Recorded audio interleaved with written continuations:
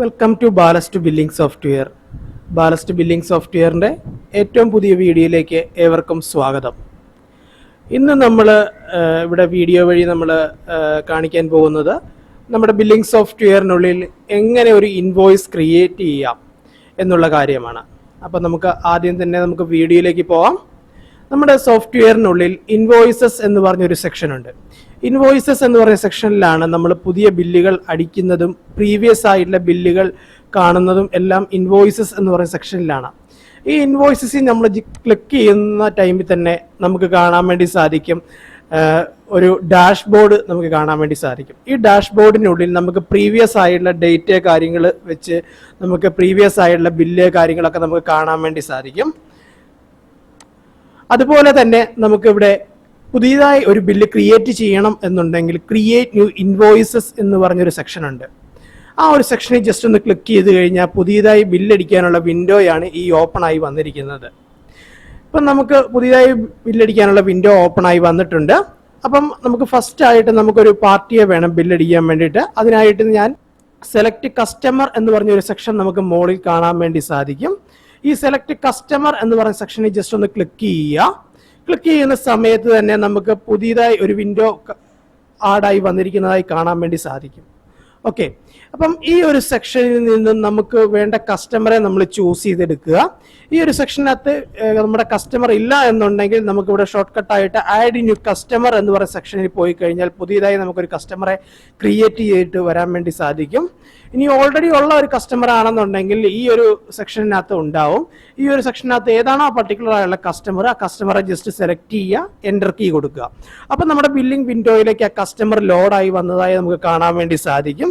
ഇനി നമുക്ക് അടുത്തതായി ചെയ്യേണ്ടത് നമ്മുടെ ബില്ലിങ്ങിനകത്ത് നമ്മുടെ ഐറ്റംസ് നമ്മുടെ ബില്ലിംഗ് ഫോമിലേക്ക് നമുക്ക് ആഡ് ചെയ്യാൻ വേണ്ടിയിട്ടുണ്ട്.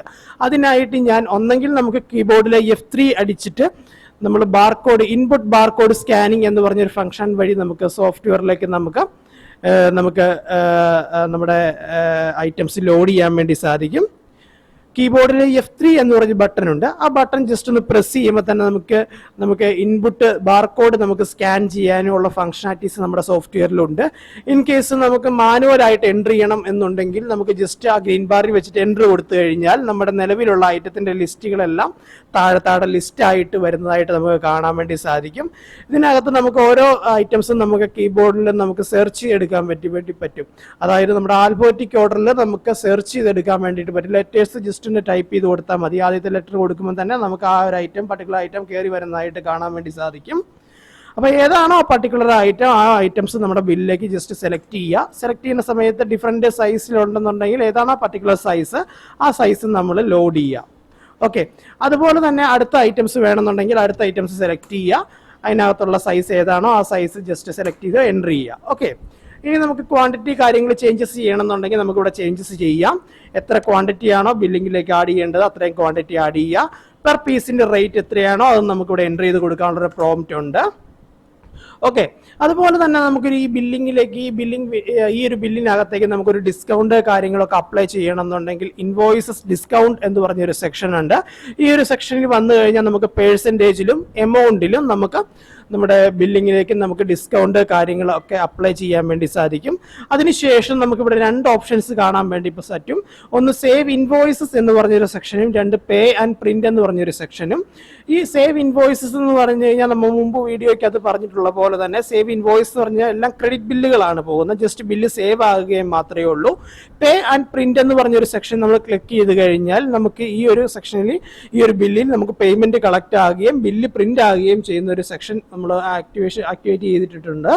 അതുപോലെ തന്നെ നമുക്ക് പാർഷ്യൽ പേയ്മെന്റ് ആണ് നമ്മൾ ചെയ്യേണ്ടതെന്നുണ്ടെങ്കിൽ നമുക്ക് ഇവിടെ പേയ്മെന്റ്സ് എന്ന് പറയുന്ന സെക്ഷനിൽ നമുക്ക് പോയി കഴിഞ്ഞാൽ ലെഫ്റ്റ് സൈഡിൽ ഏറ്റവും താഴെ നമുക്ക് കാണാൻ വേണ്ടി സാധിക്കും പേയ്മെന്റ്സ് എന്ന് പറയുന്ന സെക്ഷൻ. ജസ്റ്റ് അതിലൊന്ന് ക്ലിക്ക് ചെയ്യുക. ക്ലിക്ക് ചെയ്യുന്ന സമയത്ത് ഒരു പ്ലസ് ബട്ടണും ഒരു മൈനസ് ബട്ടണും നിങ്ങൾക്ക് കാണാൻ വേണ്ടി സാധിക്കും.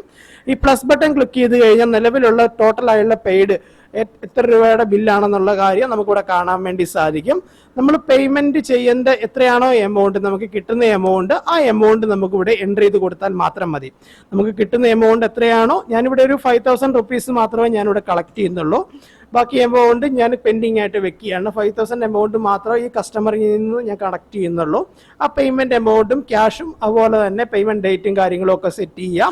അതിനുശേഷം ജസ്റ്റ് സേവ് പേയ്മെൻറ്റ് കൊടുക്കുക. പേയ്മെൻറ്റ് കൊടുക്കുമ്പം സേവ് ചെയ്യണമെന്ന് ചോദിക്കും, യെസ് കൊടുക്കുക. യെസ് കൊടുക്കുമ്പോൾ തന്നെ ഈ ഒരു ബില്ലിന് അഗെയിൻസ്റ്റ് ആയിട്ട് 5,000 റുപ്പീസ് നമ്മൾ ക്യാഷ് നമ്മൾ കളക്ട് ചെയ്തതായിട്ട് നമുക്ക് കാണാൻ വേണ്ടി സാധിക്കും.